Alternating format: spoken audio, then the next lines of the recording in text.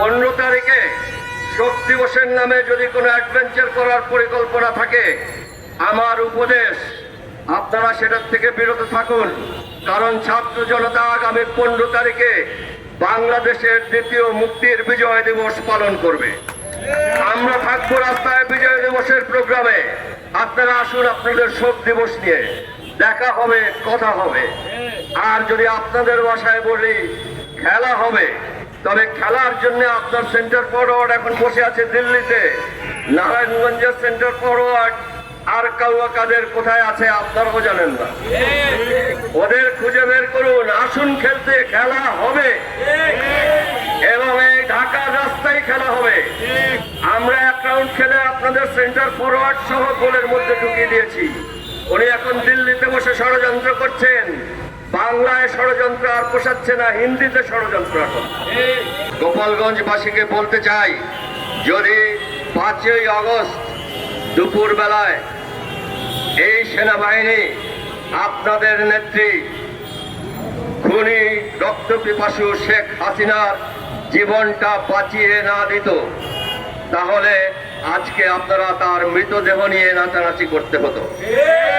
যেহেতু এই সেনাবাহিনী এই বাংলাদেশের কারো প্রতি আজ পর্যন্ত গুলি করেনি, সেই ঐতিহ্য থেকে সম্ভবত খুনি হাসিনাকেও তারা কিছুটা অনুকম্পা দেখিয়েছে, দেশ থেকে বেরিয়ে যেতে অ্যালাউ করেছে। আপনারা সেই সেনাবাহিনীর উপরে কালকে হাত তুলেছেন। এটা কত বড় গর্হিত অপরাধ আপনারা করেছেন। বাংলাদেশের জনতার সেনাবাহিনীকে আপনারা যেহেতু কালকে তাদের গায়ে হাত তুলেছেন, আপনারা গোপালগঞ্জবাসী বাংলাদেশের নাগরিক বলে আমরা অস্বীকার করব না। আপনারা সম্পূর্ণ ভারতের বন্ধু হয়ে গেছেন এবং এখন থেকে আমরা সেইভাবেই আপনাদের সাথে আচরণ করব। বাংলাদেশ সেনাবাহিনীর কোন রকম অসম্মান বা কোন রকম কষ্ট বাংলার এই ছাত্র জনতা আর মেনে নেবে না।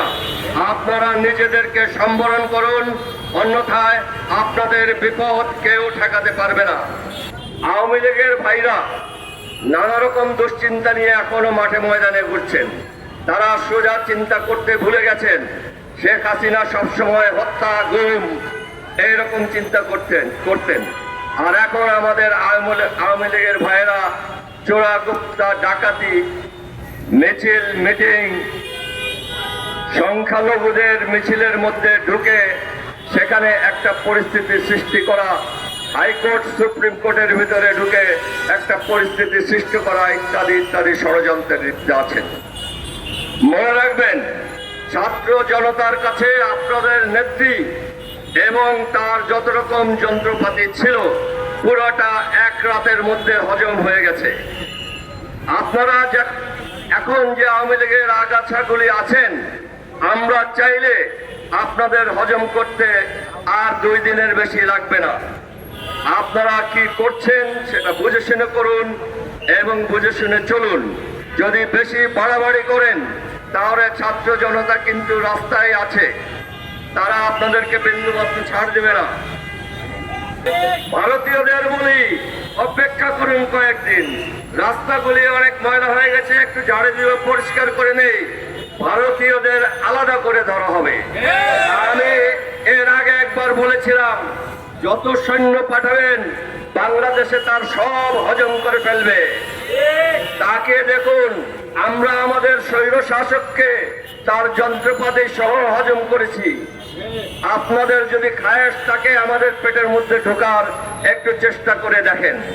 আপনাদের কিছু জনতা এখানে ছিল আমাদের স্বৈর শাসকের সাথে, তারাও কয়েকজন হজম হয়েছে।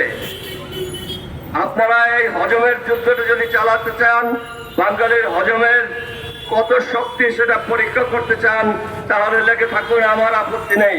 আমি এই বয়সেও ওই হজম খেলাটা খেলতে পারি, জানি, এবং ইনশাল্লাহ আমরা ছাত্র জনতার সাথে নিয়ে আপনাদের সাথে হজম খেলবো। আমি এই বলে আর একটা পরামর্শ দিতে চাই আমাদের মাননীয় সরকারকে, যে প্রবাসী অধিকার পরিষদের বা প্রবাসীদের সমস্যা সমাধানের জন্য আপনারা প্রয়োজনে 2-4 জন পরামর্শক নিয়োগ করুন, যারা দীর্ঘদিন ধরে এই বিষয়ে কাজ করছেন, তারা জানেন, তারা বুঝেন, তাদের সাথে কথা বললে আপনাদের এই প্রবাসীদের সমস্যার সমাধানগুলি সহজ হবে। সেরকম দু একজন লোকের নাম বলছি। দীর্ঘদিন যাবৎ ফ্রান্সে আছেন জনাব পিনাকি ভট্টাচার্য এবং আমেরিকায় আছেন নাগরিক টিভি টিটু ইলিয়াস। এদের সাথে আপনারা পরামর্শ নিয়ে এই প্রবাসীদের সমস্যার সমাধান করতে পারেন। এই পর্যায়ে আমার বক্তব্য আমি শেষ করছি। ধন্যবাদ।